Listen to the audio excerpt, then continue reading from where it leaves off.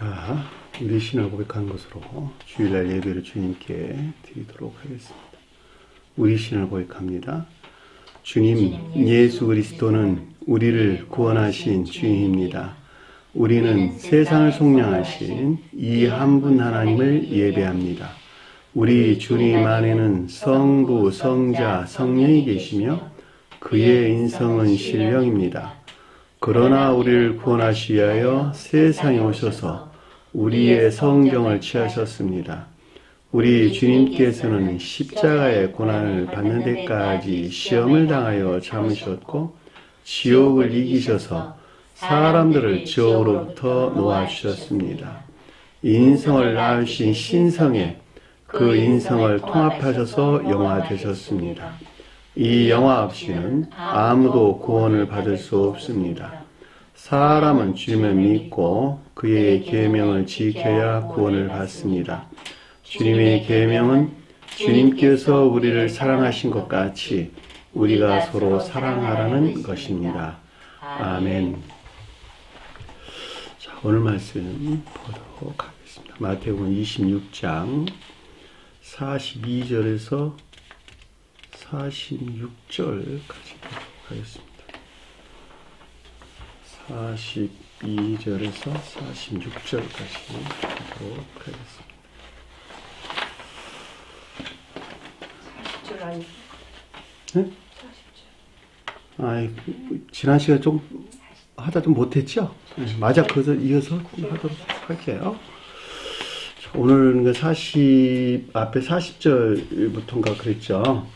저는 오늘 말씀을, 본문 말씀 40절 읽었으니까 42절, 46절 말씀 읽도록할게요. 다시 두 번째 나아가 기도하여 이르시되 내 아버지여, 만일 내가 마시지 않고는 이 잔이 내게서 지나갈 수 없거든 아버지 원대로 되기를 원하나이다 하시고 다시 오사 보신즉 그들이 잔이 이는 그들의 눈이 피곤함이더라. 또 그들을 두시고 나아가 세 번째 같은 말씀으로 기도하시니 이에 제자들에게 오사 이르시되 이제는 자고 쉬라. 보라, 때가 가까이 왔으니 인자가 죄인의 손에 팔리리며 일어나라, 함께 가자. 보라, 나를 파는 자가 가까이 왔느니라 하시더라. 아멘. 자, 지난 시간에 공부했던 내용을 잠시 살펴보도록 하겠습니다. 지금 주제의 가르침들은 주님이 영화되기 직전에 마지막 최고의 시험을 겪고 있는 상태에 대해서 우리에게 설명해 주고 있다라고 하는 거예요. 자, 주님의 영화다라고 하는 것은 인성이 신성과 합일되는 신령 인성으로 부활하신 주님, 영화 되신 주님을 가리키는 말씀의 뜻인데, 그 인간 속성에 속한 온갖 악과 거짓들을 지옥으로 몰아내고, 그쵸? 지옥으로 몰아내고, 겉사람이 신성 안에 있는 속사람과 하나로 결합되는 것을 우리가 설명해 준다. 자, 하나로 결합되려면은 반드시 악으로부터 떠나야 되겠죠? 그 악으로부터 떠나는 마지막 최고의 시험을 지금 겪고 있는 것이 아래 우리가 공부하고 있는, 지난 시간부터 공부하고 있는 내용이다라고 하는 거예요. 그것이 우리에게 표정적으로 가르침을 줬던 것이 올리브 나무 산을 향해서 갔다라는 말로 설명서 나왔고, 그랬죠? 올리브 나무 산을 향해서 갔다. 올리브 나무 산이 신령 전적인 사랑하는 것들을 표시한다. 그러니까 영화되셨을 때의 그 가운데 있는 것들은 신령 인성에 속한 그 가운데 것들이 되겠죠. 그렇죠. 올리브 나무 사이라고 하는 것이. 자, 그러기까지는 그 사람에 속한 생명, 그쵸? 그 사람에 속한, 겉사람에 속한 생명, 마리아로부터 전수된 겉사람에 속한 생명이 철저하게 멸절되지 아니하고서는, 지옥으로 쳐 넣어지지 않아야고서는 결코 진리 안에 있는 모든 것들이 신성과 결합된 신령한 것들 안에 있을 수 없겠죠. 자, 진리 안에 있는 모든 것들이 신성과 결합된 상태를 내 몸에 기름을 부은 것은 내 장례를 위함이라 라는 말로 우리에게 가르침을 줬단 말이죠. 기름 붓는 것이 뭐라고요? 진리 안에는 모든 것들이 신령 천적인 사랑에 속한 선안에 있는 것. 신성과 결합된 신령 천적인 사랑에 속한 선안에 있는 것을 가리키고, 이 상태가 결과적으로 주님의 장래를 가리키는 영화를 표징해주고 있다라고 하는 것을 잘 볼 수가 있죠. 우리가 지난 시간에 공부했던 내용들이에요. 그러니까 여기서는 지금 그것들이 측면에서 마지막 겪는 최고의 시험에 대해서 우리가 설명해 준다라고 하는 것을 잘 볼 수가 있겠죠. 그래서 36절에 예수께서 그들은 누구였어요? 제자들이었죠. 제자들. 천적이고 영적인 것들. 주님의 겉사람 안에 있는, 또는 자연적인 사람 안에 있는, 또는 인간 속성 안에 머물러 있는, 다 같은 말이에요. 그 가운데는 천적이고 영적인 것들. 근데 어디서 나왔다고요?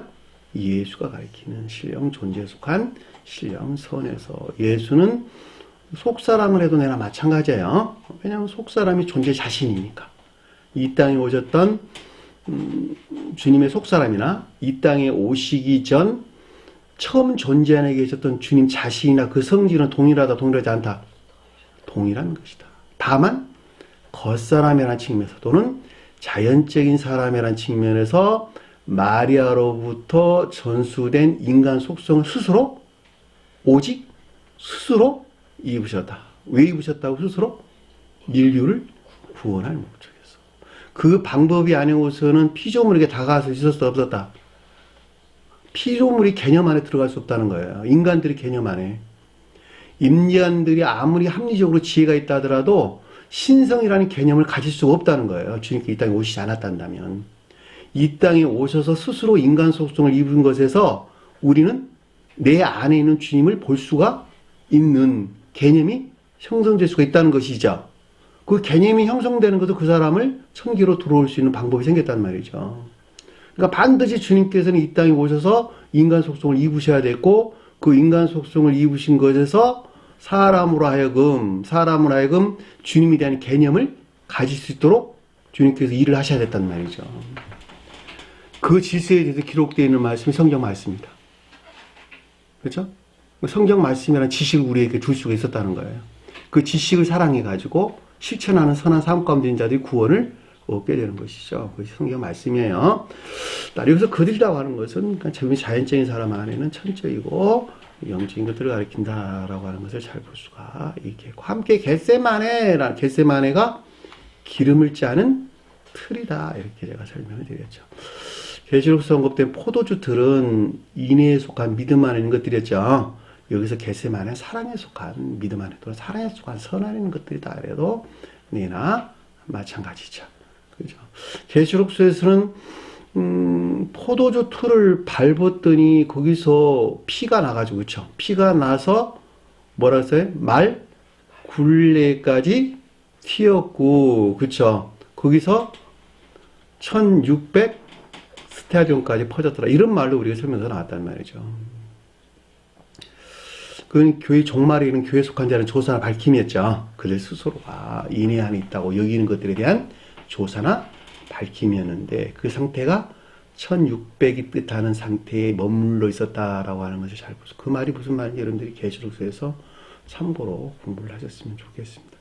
따라서 여기서 겟세마네라고 하는 건 단순한 겟세마네라고 하는 지역을 가리키는 말이 아니라 그 사람이 겟세마네가 뜻하는 상태에 있는 것을 가리키는 것으로, 주님이 자연적인 사람에 대해 설명할 때에는 신령천적인 사랑에 속한 선 안에 있어야 될 것들을 뜻한다라고 하는 것을 잘 볼 수가 있겠죠. 그리고 이것이 지금 앞에서 언급돼서 나왔던 올리브나무 산을 향해서 진행하는 올리브나무 산이 뜻하는 것과 여기서 여기 겟세마네 뜻하는 것 성질이 같다 틀려요? 같은 것이라니까, 같은 것. 올리브나무 산은 진리들이 실천되는 천적인 사랑에 속한 선을 표징하고, 여기서 겟세마네는 진리에서 비롯된 신령 천적인 사랑과 선을 표징한다니까.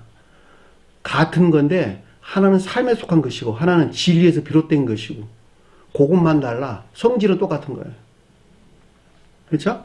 올리브나무 산이나 겟세마네나 같은 말이다.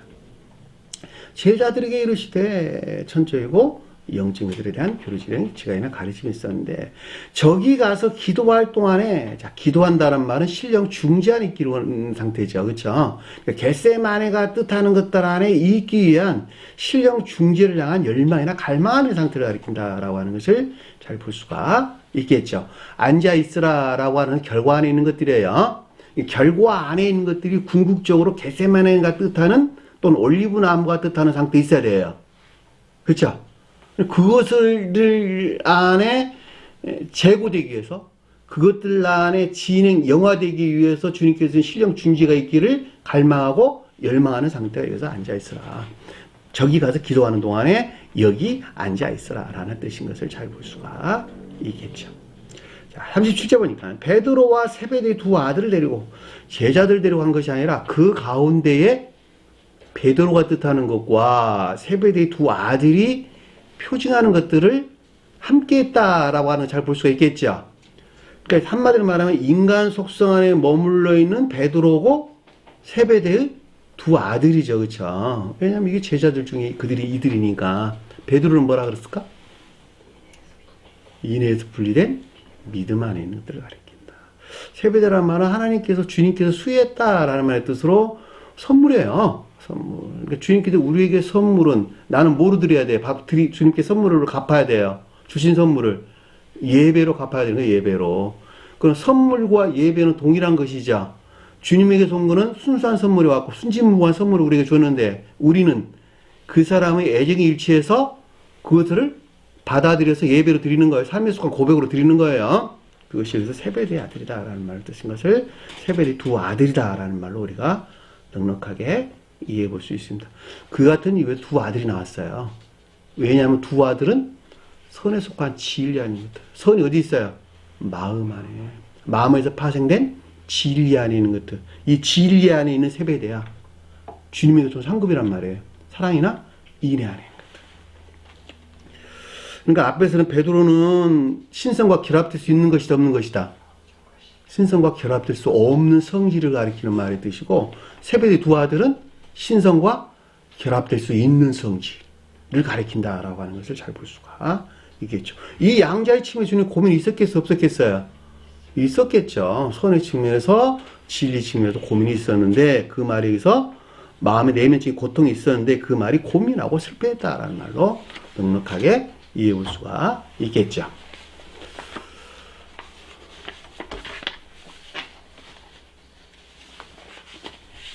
어려워요? 안 어렵죠, 그쵸? 설명을 너무 잘해주니까. 자, 38절 보니까, 이에 말씀하시되, 레고에서 레고, 말씀하다는 말이 교리적인 지각이나, 주님의 입장에서 설명할 때는 교리적인 지각이 있었는데, 내 마음이 매우 고민하여 죽게 되었으니, 죽을 만큼 고통스럽다. 이런 말이에요. 내면적 고통이 있다는 얘기잖아요. 그쵸? 내 마음의 마음이라는 걸 푸시케라는 단어를 쓴다 그랬죠? 겉사람의 고유 속성, 겉사람의 생명이에요. 겉사람의 생명. 이 주님에게서 온 겉사람에서 온 생명은 뭘까? 인애나 믿음이죠. 그쵸? 인애나 믿음이에요. 그러니까 인애나 믿음 안에 있어야 될 것들이니까, 인애나 믿음 안에 있는 것들이 신성과 결합돼야 되겠죠. 그쵸? 근데 그렇지 못한 데서, 그러니까 자연적인 사람, 즉 진리 안에 있는 겉사람이 인간 속성에서 유발된 죽기까지, 죽음에 이르기까지 극도로 괴로움을 당하는, 무엇이 돼요? 신령 진리에 대하여. 그러니까 겉사람이 죽기 이르기까지 신령 진리에 대하여 인간 속성에서 유발된 마지막 최고의 시험을 가리킨다라고 하는 것을 잘 볼 수가 있겠죠. 이 겉사람에 속한 생명은 그 사람이 어디 있는 것인가? 자기 사랑이나 세상 사랑에 속한 아까움 되는 것이죠. 여기서 세상 사랑 악이라보다는 사실은 자기 사랑에 속한 아까움 되는 것이 훨씬 더 크죠. 왜냐하면 그 사람이 그 자신의 생명이기 때문에 그러는 거예요. 그렇죠?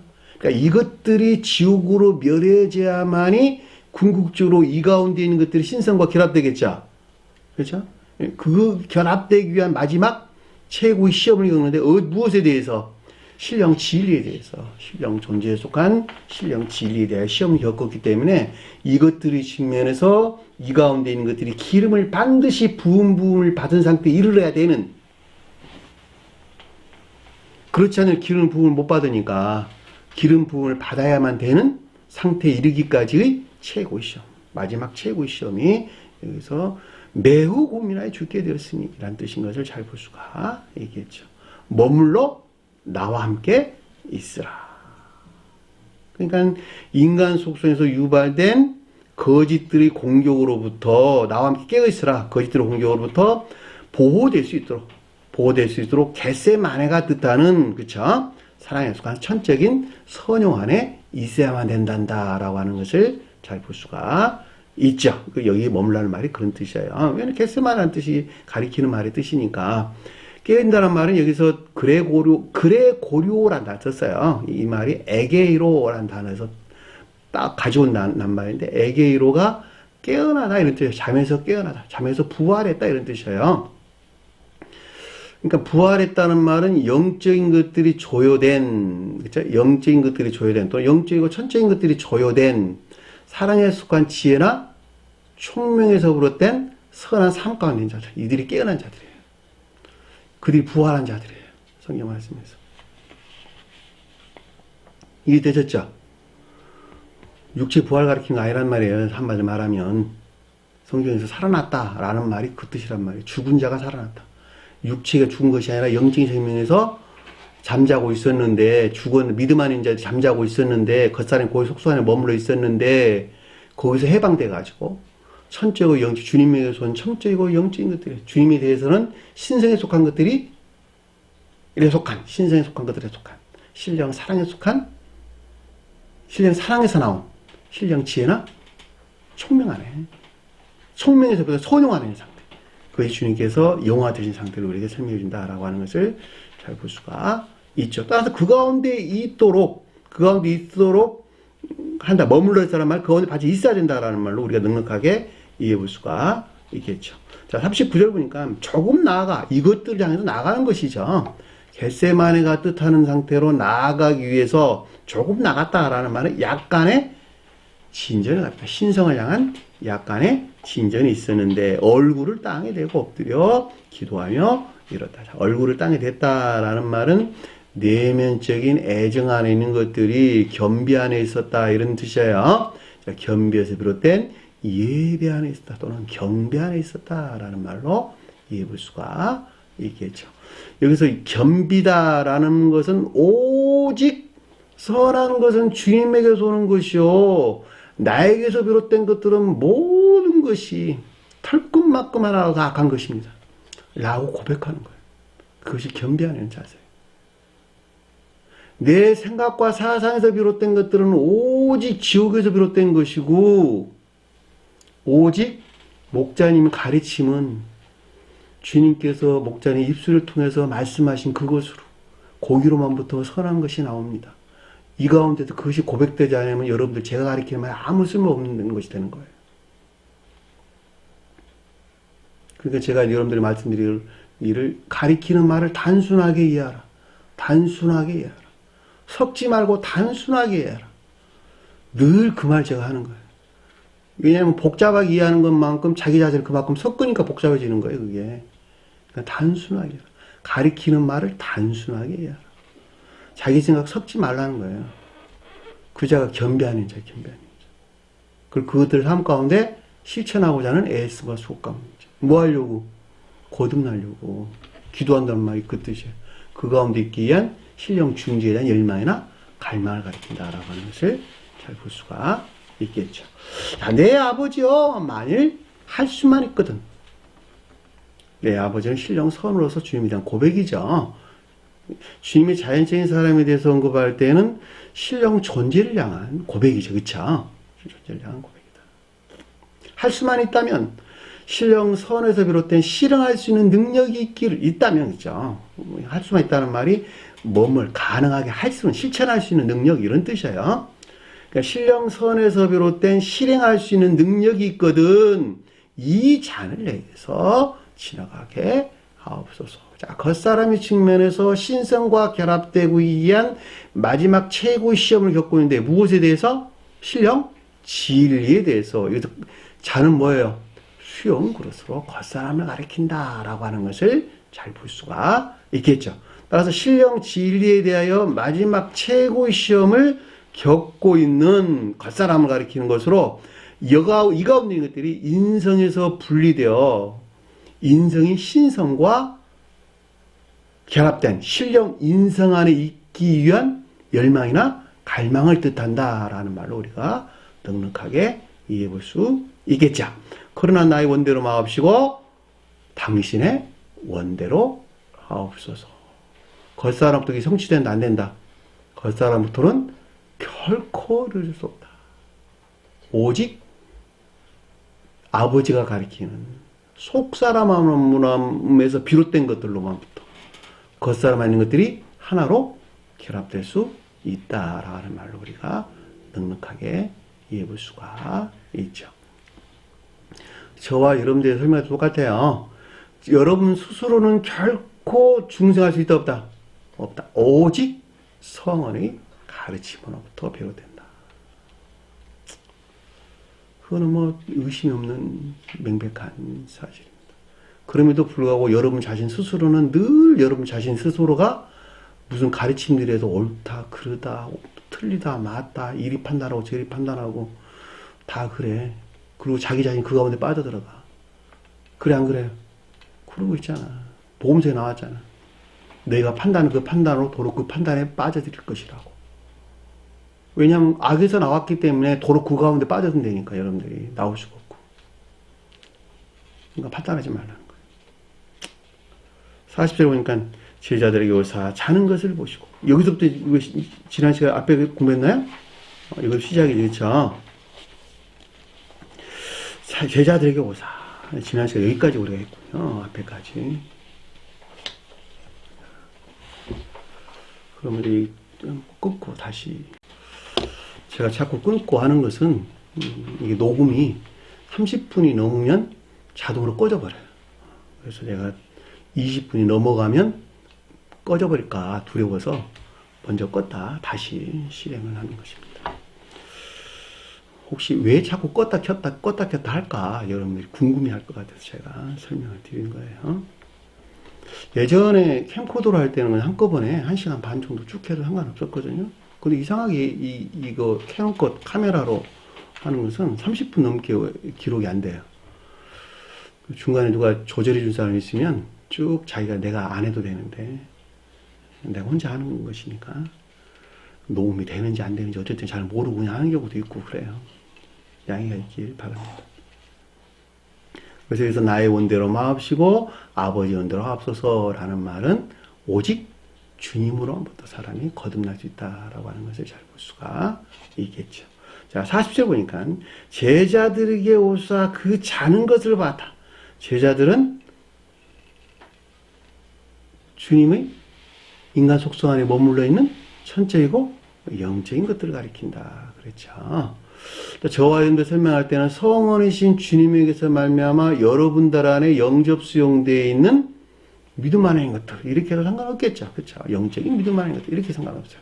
근데 그 가운데에 자는 것을 봤는데 뭘 봤다는 무엇에 대해서 말했어. 뒤에 보니까 베드로에게 말해. 잠자는 것이 뭐였다는 거예요. 한마디로 말하면 세베대의 두 아들이 잠잤다는 거야. 베드로가 잠잤다는 거예요. 베드로가 잠자고 있었다. 베드로가 잠자고 있었다. 그러니까 세베대의 두 아들은 신성과 결합될 수 있는 성질 안에 있었고 잠자는 거는 똑같이 인간 속성 안에 머물러 있었는데 베드로는 전혀 그렇지 못했다는 것이잖아요. 지금 보면 이 잠자다는 말이 무슨 말일까?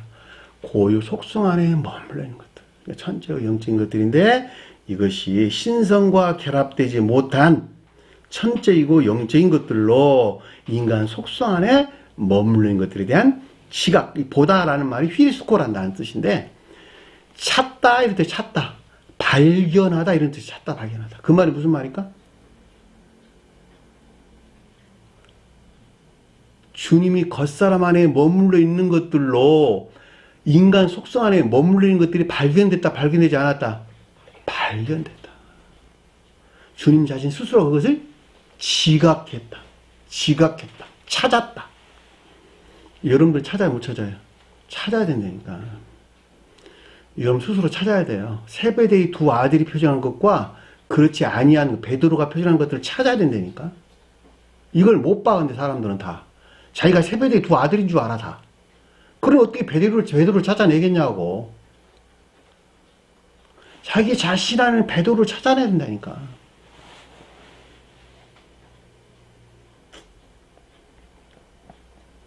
그리고 베드로에게 말하기를 인해서 분리된 믿음 안에 있는 것들, 신성과 결합될 수 없는 성질 안에 있는 것들에 대해서 말하기를, 지각하기를, 교리적으로 지각하기를, 나와 함께 한 시간도 이렇게 깨어있을 수 없느냐. 반드시 인성이 신성과 합일된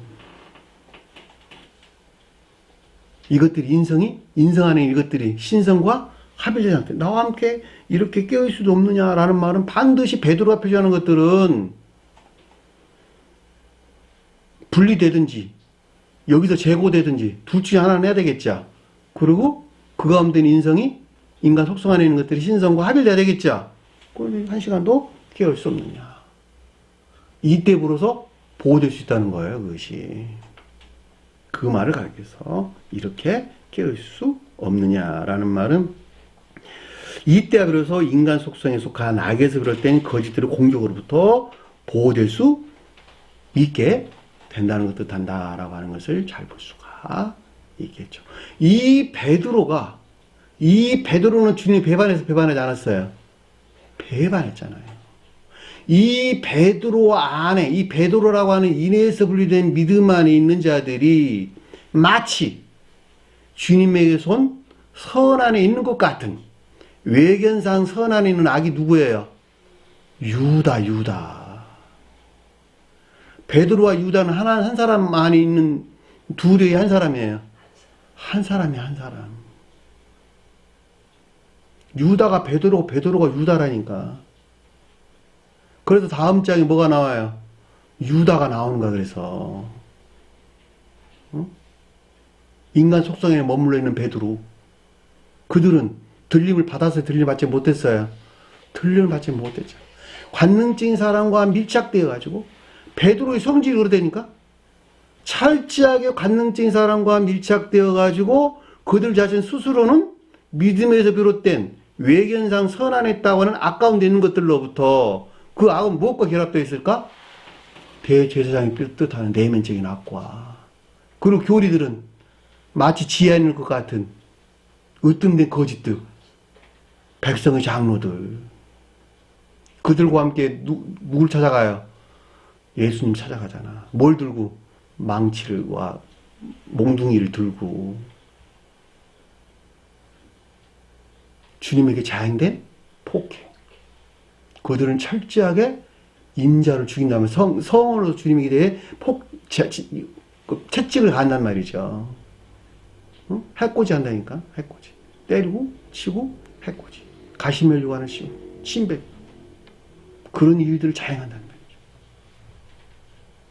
그 가르침들이 쭉 아래에 이어져 나와요. 이제 다음 시간에. 그죠? 그러니까 내가 베드로인가 아닌가? 내가 유다인가 아닌가? 주님 팔아버린 유다가 아닌가? 베드로와 유다는 한 사람 안에 있는 그들을 가리킨 것이다. 이들이 표징하는 한 사람 안에 있는 그들이다는 것. 인해에서 분리된 믿음 하는 자는 반드시 가룟 유다가 된다는 것. 분리됐으면 한 사람이라는 것.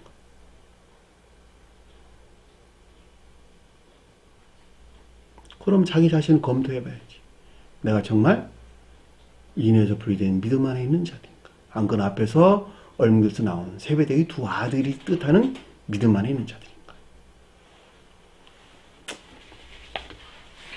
41절 보니까 시험에 들지 않게 깨어 있으라 기도하라. 자, 시험에 들지 않기 위하여 이런 뜻이에요. 시험에 들지 않기 위하여 깨어 있으라 기도하라. 시험에 들지 않는다는 말은 무슨 말일까? 지옥에서 유발된 영적인 시험이죠. 자, 지옥에서 유발된 영적인 시험이다라고 하는 것은 자기 사랑이나 세상 사랑에 속한 악에서 비롯한 악에 속한 거짓들에서 유발됐다 이런 뜻이에요. 그것들로부터 영적인 것들에 대해서 시험을 이기는 것을 가리킨다. 따라서 지옥에서 유발된 영적인 시험에서 분리되기 위해서 떠나기 위해서 깨어있으라. 악에서 비롯된 거짓들의 공격으로부터 믿음 안에 있는 영적인 것들이 위해를 당하지 않도록. 그쵸? 깨어있는 자. 위해를 당하지 않도록. 그 말이 여기서 깨어있는 자죠. 그쵸? 깨어있는 말이 그레고리오 같은 단어예요.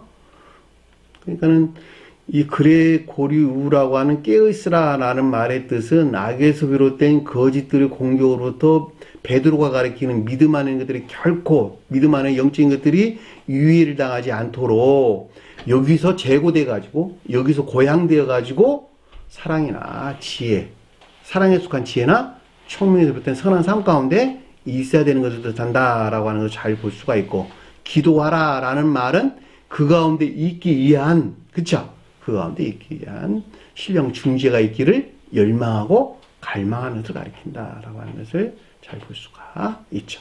시험에 들지 않기 위하여 깨어 있으라 기도하라. 단어가 두 단어예요. 깨어 있으라 기도하라.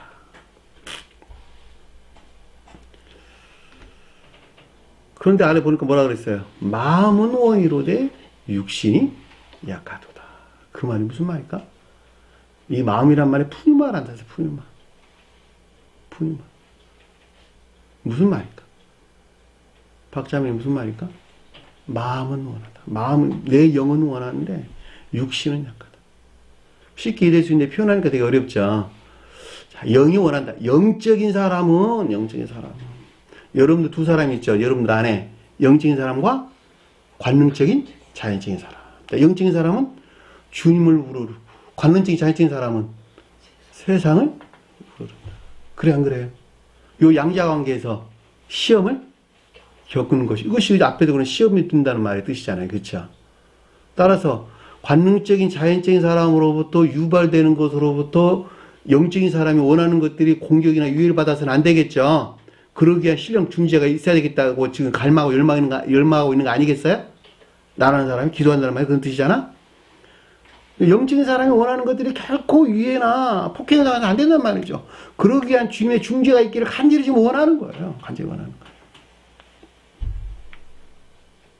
그러니까 아주 설명하기를 마음은 원한데 영적인 사람은 신성을 향한 열망이 있으나, 그렇죠? 영적인 사람은 신성을 향해서 또는 주님을 향해서 또는 천계를 향해서 열망하는 있으나, 그럼에도 불구하고 인간 속성에 머물러 있는 관론적인 사람은 이 영적인 사람에게 순종하지 못하고 악하고 거짓된 것들을 향해 있다라는 말, 우리가 넉넉하게 이해해 볼 수 있겠죠. 이거 약하다라는 말이 다른 데서 보면 병들다라는 말로도 많이 언급돼서 나와요. 영이 병들었다는 뜻이 영이 병들었다. 힘이 없다, 약하다, 연약하다 이런 뜻이에요. 주님을 우러를 만한 상태에 있지 못하다. 그렇죠? 이들을 주님께 치료하러 오신 거야, 치료하러. 다른데 많이 이 약하다는 말이 아스데네스라는 단어인데 이게 힘이 없다, 병들다, 연약하다는 말을 많이 기술되어 번역돼서 나왔습니다. 그러니까는 믿음 안에는 있으나, 그쵸? 베드로가 가리키는 믿음 안에 있으나 영적으로 병들었다, 병들지 않았다. 병들은 자들. 베드로는 다 병들은 자들. 그들은 가르침들을 함재 이성에서 옳다라고 하는 것을 시인하죠. 그쵸? 그리고 지식에도 그들을 믿는단 말이죠.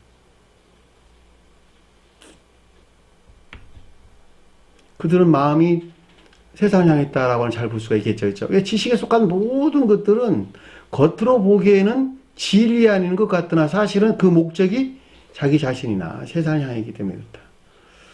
라고 하는 우리가 잘 볼 수가 있죠. 베드로에 대해서 이렇게 설명해 이렇게 주는 거예요. 그래서 제가 여러분들에게 잔소리하는 것도 똑같아. 세베대의 두 아들이면 잔소리를 안 해, 제가. 왜? 내버려 둬도 그들은 그 마음이 천계를 향해 있어서 그냥 진행하여 나간다니까. 제가 여러분들에게 예전에 그런 말 했잖아요. 이분들은 가나안 땅을 향해 가는 마차에 올라탄 차들이야. 탄 사람들이야. 이미 마차에 올라탔어. 더 이상 말할 필요가 없어요. 내버려 둬도 가나안 땅을 향해 갈 것이니까. 그 마차에까지 올려놓기까지. 그 마차를 탈 수 있도록 올려놓기까지. 내가 하는 일이 그 일이라. 오만 별소리 내가 다 하죠. 잔소리 해야 되고. 요즘은 이제 안 하려고 그러죠. 요즘은. 때가 될 때까지.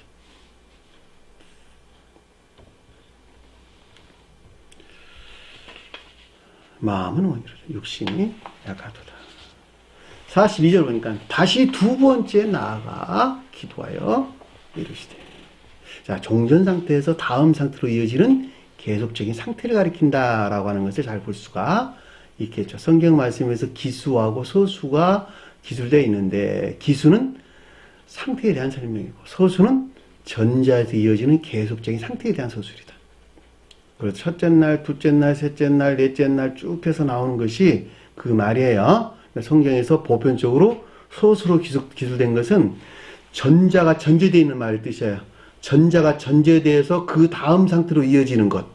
그것이 다 서수로 우리에게 설명해서 나왔다. 기수는 그냥 상태에 대한 설명이다. 이거는 참고로 알겠으면 좋겠습니다. 다시 두 번째, 그러니까 종전 상태에서는 다음 상태로 계속 이어지는 것을 우리가 설명해 준다라고 하는 것을 잘 볼 수가 있겠죠. 나아갔다. 진행했죠. 그렇죠? 나아갔다. 아페르코마이. 앞에 떠나가다. 근데 그 다음 상태로 진행해서 나가는 거예요. 기도하여 기도와 신령 중재가 있기를 열망하는 것에서 교리적인 가르침이나 지각이 있었는데, 내 아버지요, 내 아버지. 신령 선에 대한 고백이죠. 신령 존재 안에 있는 신령 선에 대한 고백을 가리킨다라고 하는 것을 잘 볼 수가 있죠. 만일 내가 그것을 마시지 않는다면, 만일 내가 그것을 마시지 않는다면, 겉사람이 신령 선에 속한 신령 진리 안에 있지 않다면, 그쵸? 그래, 안 그래요? 이거 자는 지금 신령 진리들이 수용되어 있는 겉사람이잖아요. 그쵸? 수용되어야만 되는 겉사람이죠. 그래, 안 그래요? 이 겉사람이, 이 잔이 뜻하는 겉사람 안에 제자들이 가리키는 천적 영적인 것들이 있었는데, 이것이 어디 머물러 있었다는 거예요? 인간 속성에 머물러 있는 것이니까, 이 가운데 것들이 기름 부음을 받은 신령선에 속한 신령 진리 안에 있어야만 되는 것이, 그것을 마시지 않는다면 반드시 마셔야 된다는 거예요. 그래, 안 그래요? 그래야지 인성이 신성과 합일될 것이니까. 이 잔을 내게서 지나갈 수 없거든. 이 잔이 내게서 지나갈 수 없거든. 진리 안에는 겉사람, 그 인성이 신성과 결합될 수 없거든. 그쵸? 결과에 대한 설명이니까. 이 잔이 지나간다라고 하는 것은 겉사람이 신령 진리에 대하여 마지막 최고의 시험을 겪고 있는 것인데, 여기서 영화돼서 신성 안에서 신령 인성 안에 있을 수 없거든.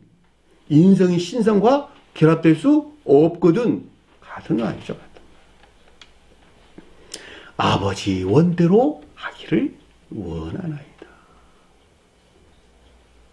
신령 선에서 비롯된 의도대로 신령 선에서 비롯된 의도대로 이루어지길 원하나이다.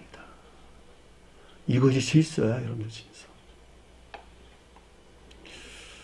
자, 여기서 중요한 가르침이에요. 중요한 가르침. 이때부터도 겉사람 속한 인성이 신성과 결합되는 것을 우리가 넉넉하게 이해해볼 수가 있겠죠. 자, 여러분들, 자, 봐요. 천적인 사람들은 사랑 안에 있다. 영적인 사람들은 인내 안에 있다. 자, 천적인 사람들은 의지라는 영역에서 중생한 주님에게서 직접적으로 주입된 사랑 안에 있다.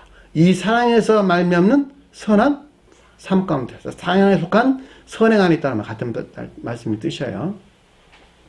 영적인 사람들은 인내에 속한 선행 안에 있다. 자, 의지라는 영역 안에 새로운 의지를 주입했고, 이 새로운 의지에서 비롯된 총명에서 말미암는 선한 삶 가운데 그것이 이웃사랑이다. 인내에 속한 선행이다 라고 하는 거예요. 자, 인애에 속한 선행 안에 있는 자들은 천적인 사람들이 사랑 안에 있는 것에 반해서 영적인 사람들은 양심, 영적인 양심을 가지고 있다. 자, 천적인 사람들은 의지라는 마음 안에 주님 사랑이 직접적으로 주입됐고, 영적인 사람들은 합리적 이성 안에 거룩한 진리들이 임류돼서, 기억하세요. 합리적 이성, 합리적 생각이나 사상 안에 주님에게서 온 거룩한 진리들이 임류돼서 그 사람에게 새로운 마음을 형성했는데, 그것이 양심이다. 영적인 양심이다. 그 양심에 따른 행동이 곧 인애다. 이해되셨나요? 무슨 말인지. 양심에 따른 행동이 뭘까?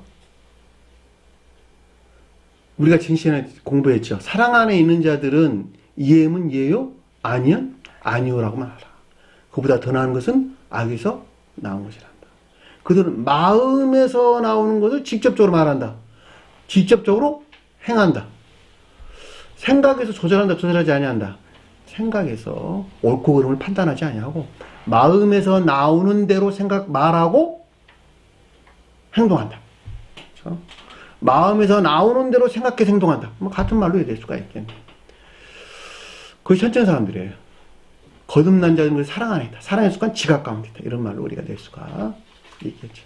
영적인 사람들은 양심에 따라 행동한다. 가르침이 그러하니까 그렇게 하지 않는 데서 뭐가 양심의 가책이 온다. 따라서 양심이 허락하는 데서 양심이 원하는 쪽으로 행동한다. 내가 무슨 일을 하려고 하는데 가르침이 저촉되는 것 같아. 내 양심, 영적인 양심 허용을 하지 않아. 그래, 그렇게 안 한다. 그런 사람 있어 없어요? 대부분 사람. 그리고 영적인 사람. 천적인 사람들은 사랑에서 행동하고, 영적인 사람들은 양심에서 행동한다. 이 양심이 그러니까는 행위에서 분리될 때에는 형성될 수 있어 없어요? 결코 행동에서 삶 가운데에서 분리될 때에는 결코 이 양심이 일을 할 수가 없다는 거예요. 한마디로 말하면. 그러니까 반드시 가르침이 복종해야 한다. 이런 말이에요. 이해볼 수 있겠죠? 그렇죠? 내가 무슨 일을 하려 하는데 양심이 이게 좀 그래. 그러면 하라는 거 하지 말라는 거예요.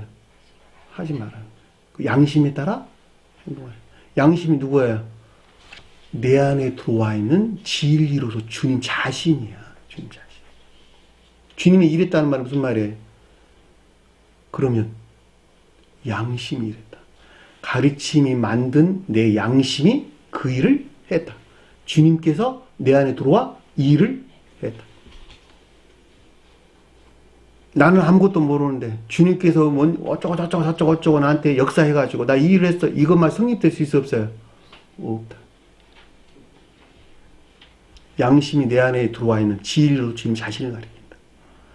선으로 주님 자신은 천적인 교회 속한 자들이겠다. 사랑에서 그 어떤 일을 할 때 사랑에서 나오는 생각으로부터 낱말의 언어를 통해서 발설을 할 때 그것이 그 사람에서 나왔다. 그 가운데 주님에게서 나왔다. 그 가운데 주님에게서 나왔다. 양심을 할 때는 그 가운데 진리로서 주님께서 그 가운데 일을 하셨다. 그러니까 매우 실제적이다. 그래 안 그래요? 여러분들이 주님의 일을 했는지 여러분 스스로가 일을 했는지는 아주 명확하게 판단해 볼 수 있다. 내가 무슨 일을 하는데 내가 했는지 주님에게서 했는지는 명확하게 분별해 볼 수 있다. 이것을 총명 안에 있다. 지혜 안에 있다. 총명 안에 있다. 이런 뜻이에요. 이런 뜻. 응? 내가 교회 안에서 어떤 일을 하고 있는 것인지 교회 밖에서 어떤 일을 하고 있는 것인지 그 다음에 판단할 수 있어 없어요? 그 가운데 있다 한다면 사랑이나 양심 안에 있다 한다면 사랑이나 양심 안에 있는 자들은 내가 교회 안에 머물러 있는지 교회 밖에 머물러 있는지 그 자신 스스로를 판단해 볼 수 있다 말입니다.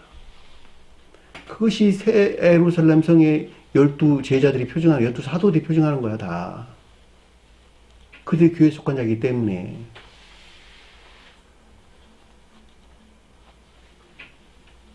그들은 다 성 안에 머물러 있겠지. 그쵸? 예루살렘이나 성 안에 머물러 있는 것이다.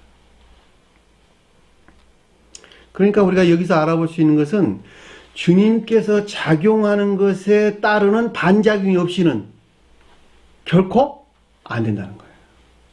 그러니까는 주님께서 작용한다는 건 주님께서 어떤 일을 하고 계시는데 거기에 상응하는 나의 애씀과 수고가 없이는 결코 교회 안에 들어올 수 없다.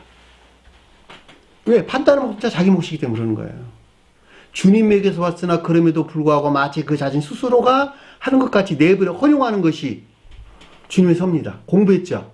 섭리, 방임, 개입. 그러니까 그 자신 스스로가 하는 것 같이 하는 것이 주님 방법이란 말이죠. 왜냐하면 그 방법이 아니고서는 그 사람이 성장할 수가 없는 것이니까. 그 자신이 스스로 사랑해서 애쓰고 수고하는 방법이 아니고서는 그 사람 교회는 안내할 수 없다니까. 그게 질서란 말이죠.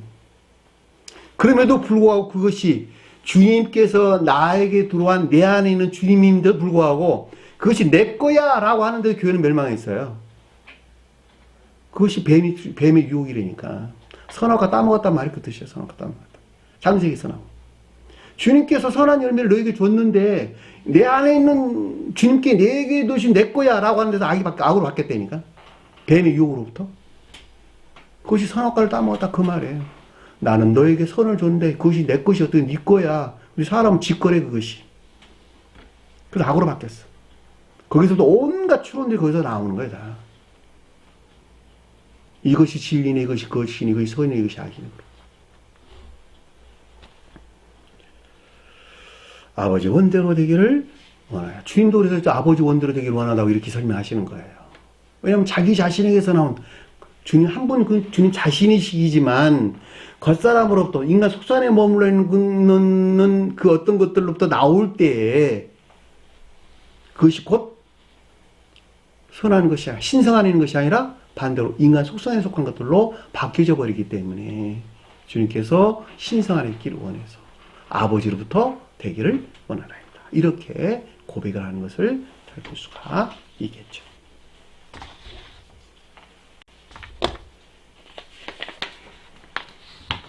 44절 보니까 또 그들을 두고 나아가. 네? 43절이나요? 네.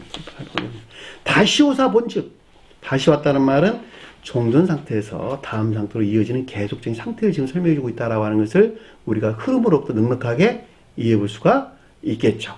보았다. 발견을 또 했어. 발견을 또 했어. 휴리스코. 아직도 남아있는 것을 발견했다. 이런 뜻이죠. 그쵸? 내가 이제는 벗어났을까? 근데 아직도 남아있다는 거야. 인간 속성에 속한 것들이 자기 자신 안에. 주님의 고통과 사람의 고통을 비교할 수 있을까 없을까? 비교할 수가 없죠. 주님이 겉사람이 죽기 이르기까지 극내적인 최고의 시험을 겪고 있는 그 상태를 사람이 어떻게 그걸 헤아려 볼 수 있겠어요? 주님은 신성 그 자체와 결합하는 것인데.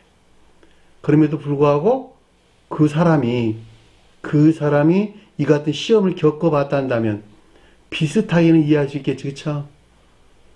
근데 비슷하게 이해한 사람은 아무도 없어요. 저는 경험을 해봤어요. 저는 경험. 그 시험이 뭐라고 하는 거라. 뼈저리게.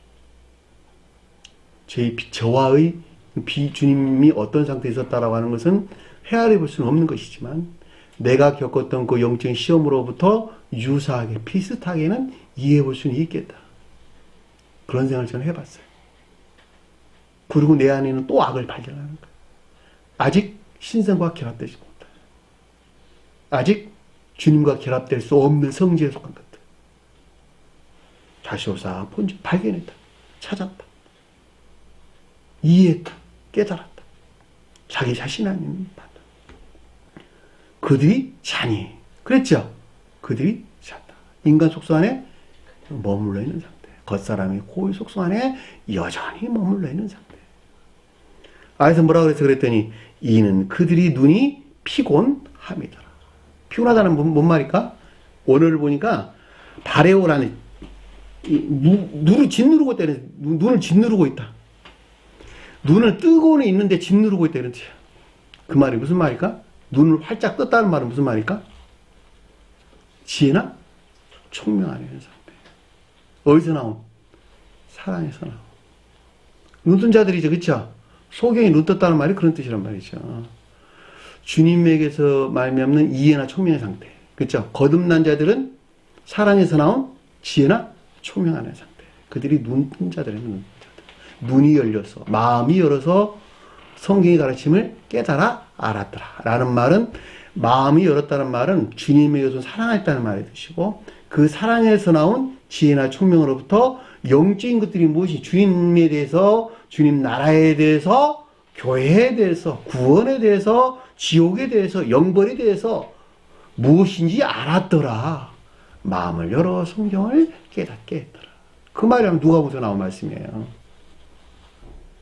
그죠? 근데 그건 짓눌렀대. 어디서 나왔다는 거야? 인간 속성에서 유발된, 겉사람의 고유 속성에서 유발된 이해나 사상에서 비롯된 계속적인 방해가 있었다 없었다? 계속적인 방해가 있었다라고 하는 것을 잘 볼 수가 있겠죠. 그렇죠? 자기 생각에서, 자기 사상에서 내가 거듭나야 되는데, 인간 속성에서 분리되어서 중생해야 되는데, 그쵸? 중생해야 되는데, 아직도 여전히 잠자고 있더라. 겉사람이 고유 속성에서 유발된 이해나 생각 또는 사상으로부터 계속적인 방해가 있더라. 그 말을 가리켜서 그들 눈이 피곤함이더라. 짓누르고 있더라, 눈을. 사랑에서 나온 지혜나 총명 안에 있지 못하도록. 사랑에서 나온 지혜나 총명에서 비롯된 그 어떤 것들 안에 있지 못하도록. 자기 사랑이나 세상 사랑에 속한 악에서 비롯된 거짓된 이해나 생각 또는 사상. 이것들로부터 계속적인 방해가 있더라. 그것을 본 거야. 아, 내가 지금 그러고 있구나, 지금. 그럼 어떻게 했을까, 이제는? 결단이 있었겠네, 그쵸? 그래, 안 그래요? 아, 내가, 아직도, 내가 못 봤는데, 미처 못 봤는데, 이게 있었네. 풀자면. 그러고 나면 결단이 있었겠네, 그죠? 야, 이건 안 되겠다. 결단해야 되겠다. 그리고 이제 그 다음에 결단해서 이루어지는 것이 나와요. 44절보니까 또 그들을 두시고 나가. 그들을 두고 나갔다. 떠나가다 했더니 떠나가다. RPM이라다. RPM. 두시고라는 말이 RPM이. 분리됐다 했더니 떠나갔다. 결단했다는 한마디로 말하면 종전이 이 같은 상태에서 온전히 분리되는 것을 가리킨다라고 하는 것을 잘 보사. 두시고 나가 떠나가자. 분리되어 나가 떠나가. 드라마틱하죠, 그쵸? 드라마틱하죠. 근데 이런 방법을 통해 영화 되셨어. 근데 어느 날 갑자기 너들 뚝딱 한 사람이 거듭날 수가 어떻게 있냔 말이에요. 인간이. 응? 신성 안에 계셨던 주님도 이 같은 방법을 통해 영화 되셨는데, 세 번째 그 말씀으로 말하여 기도하시고 이 뜻이에요. 세 번째 같은 말씀을 했는데 원어를 보면 세 번째 그 말씀으로 말하여 기도하시고 앞에 두 번째와 동일하게 말씀했다. 교리, 신령 교리. 말씀으로 말하여 기도했다. 세 번째가 뭘까? 충분한 상태. 진리 측면에서 충분한 상태입니까? 셋째 날 부활도 똑같은 말의 뜻이에요. 진리들이 신성과 결합된 모든 진리들이 신성과 결합된 신령한 상태. 그 세 번째 부활이야, 그 말이. 지금 여기서는 첫 번째, 두 번째, 세 번째니까 이제는 다 분리돼 가지고 신성과 결합된 상태. 그렇죠? 모든 진리들이 신성, 즉 신령 선과 결합된 신령 교리 안에 있는 것들로 이것들이 기도하시누라는 말은 이것들이 신령 중재에서 비롯된 것을 뜻한다라고 하는 것을 우리가 잘 볼 수가 있겠죠. 여기서 지금 뭐예요? 세베대의 두 아들이 가리키는 것들이 신성과 결합되는 것을 표징해주고 있다라고 하는 것을 잘 볼 수가 있겠죠. 그래 안 그래요? 그리고 마지막 관능적인 사람뿐만이 아니라 심지어 육체에 이르기까지도 물질적인 육체에 이르기까지도 신성과 합일되어 주님의 영화가 뭐예요? 십자가 죽음이 우리에게 표징해 주는 것을 잘 볼 수가 있단 말이에요. 이해되셨죠? 무슨 말인지. 여기서 지금 신성과 결합이 이루어진 것이라니까. 여기서. 그래 보니까 아래에 보니까 뭐라고 설명돼서 나와서 45절 보니까 그때 그 제자들에게 오사 이르시되, 제자들은 누구예요? 천적이고 영적인 것들인데 누구였어요? 베드로와 세베대의 아들? 세베대의 두 아들. 그럼 잔다는 것은 누구를 가리키는 거예요? 베드로. 쉬는 것은 세베대의 두 아들. 자고 쉬어라. 마치 잠자고 일하다가 쉬는 것 같아. 그쵸? 일 열심히 하고 자고 쉬는 것 같이 언급되고 있는데, 자고 and 쉬어라. 자라, 카이, 쉬라. 이 뜻이야. 카두도 아나파오. 카두도 and 아나파오. 이렇게 설명 누가 나눴어요. 잔다는 것은 베드로가 가리키는 인간 속성 안에 여전히 머물러 있는 상태. 쉬는 것은 세베대의 두 아들이 가리키는 신성과 결합됨. 주님의 신령 2로가 있는 상태. 그렇죠? 주님 속사람을 가리키는 겉사람에 대해서 신령 2로가 있는 상태를 우리에게, 시험 뒤에 신령 2로가 있는 상태라 해도 되나 마찬가지겠죠. 쉬라는 말은 그런 뜻이에요. 쉬다, 쉼을 주다, 안식하다 이런 뜻이란 말이죠. 그러니까 여기서 자다라는 말은 베드로가 표정하는 것들은 여전히 인간 속성에 머물러 있는 것들로 지옥에 떨어지는 것이죠. 그렇죠? 왜냐면 정반대도 일어나는 것이니까. 그래 안 그래요? 세베대의 두 아들은 신성과 결합됐고 베드로에 속한 것들은 철저하게 정반대 상태로 놓이겠죠. 그렇죠? 그래 안 그래요? 정반대 상태에 놓이게 되는 것에서 인자, 사람의 아들이 가리키는 성원에 대해서 자연의 폭행이 있었을까 없었을까? 폭행이 있단 말이에요. 그 다음 장에도 이어져 나오는 거예요. 그게 다. 그것이 제가 아까 이름에 설명드렸던 베드로가 표징하는 한 사람 안에 있는 유다가 가리키는 것들로부터, 그렇죠? 성원으로 주님에게 자행된 폭행, 해코지, 그런 것들이 무엇인가라고 하는 것은 앞으로 우리가 공부할 내용들인 것을 우리는 잘 볼 수가 있다 말입니다. 이해되셨나요? 무슨 말인지. 그럼 여기서 뭐라 보니까, 보라, 때가 가까이 했단 말은 무슨 말일까? 때가 가까이 왔으니. 무슨 말이 이 말이 그러면? 주님의 영화의 임박을 가리킨다라고 하는 걸 잘 볼 수 있고, 반대 뜻을 볼 때는 베드로가 가리킨 자들의 교회 종말을 가리킨다라고 하는 것을 잘 볼 수가 있겠죠. 그 두 가지 측면으로 설명해 주고 있는 거예요. 자는 자들은 교회 종말이 올 것이고, 쉬는 자들은 중생이 있단 말이에요. 중생이. 속도에 볼 때. 보라, 때가 가까이 왔으니 주님의 영화의 임박, 또는 속도에서는 중생이 임박하는 것을 가리키고, 반대 뜻에서는 베드로가 가리키는 자들이 교회의 종말이 임박한 것을 우리에게 설명해 준다라고 하는 것을 잘 볼 수 있고, 주님이 십자가에서 죽었다라는 말은 성원하신 주님으로부터 철저하게 분리된, 완전히 분리된 교회의 종말을 가리키는 말의 뜻인 것을 우리 잘 볼 수가 있겠죠. 교회 종말이다라고 하는, 교회가 종말이 끝났다, 종말됐다라는 말의 뜻은 새로운 교회의 시작이 동시에 있는 것이죠. 그래 안 그래요? 그들이 주님께서 그 십자가에 죽으시고 무덤에 안치될 때, 주님의 몸이 안치될 때, 소마가 안치될 때, 소마요? 주님 몸이 안치될 때 그 무덤에 찾아간 누구였어요? 막달라 마리아, 야고보 마리아는 여러 여자들이 거기 나온단 말이에요. 그들이 파생된 교회를 가리키는 거예요. 영화 대신 주님으로부터 새로 설치된 영적인 교회들.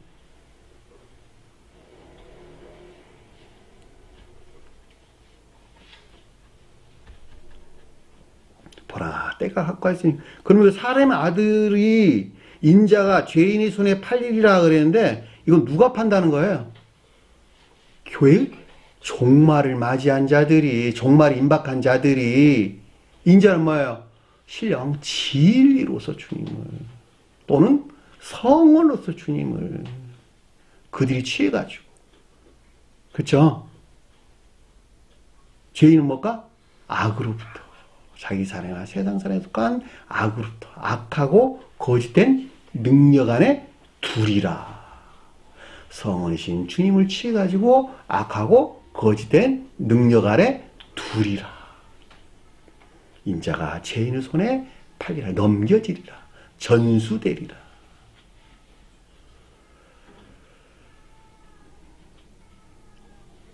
그들이 어떤 일들을 자유했는지 저질렀는지는 다음 시간에 우리가 충분하게 시간보다 쭉 설명해서 나와요. 그렇지?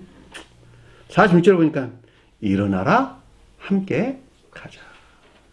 신성을 향한 계속적인 진행이 있었죠. 그쵸? 신성을 향한 계속적인 진행이 있었다. 보라! 나를 파는 자가 가까이 왔느니라. 누가 팔았다는 거예요? 베드로, 인에서 분리된 믿음 많은 자들과 함께하는 유다에 의해서. 그쵸? 베드로가 가리키는 인에서 분리된 믿음 안에 있는 자들과 함께하는 유다에 의해서. 앞에서는 가룟 유다 그랬었어요. 가룟 유다가 들림을 받지 못한 관능적인 자연적인 사람에게 밀착되어 있는 외견상 선한 같은 아까운 데 있는 것을 가리킨다 그랬죠. 이거 똑같단 말이죠. 똑같아요. 인에서 분리된 믿음 안에 있는 자들이 가리키는 베드로에 속한 자들은 반드시 가룟 유다와 뜻하는 것들과 함께 있다라고 하는 것을 잘 볼 수 있고, 이들에게도 성원이신 주님을 취해가지고 이 가운데는 모든 것들에게 가시멸관 씌우고 침뱉고 손으로 때리고 채찍질하고 별짓 다 하는 거야 다. 그럼에도 불구하고 그들 자신 스스로는 선 안에 있다고, 믿음 안에 있다고 여긴단 말이죠.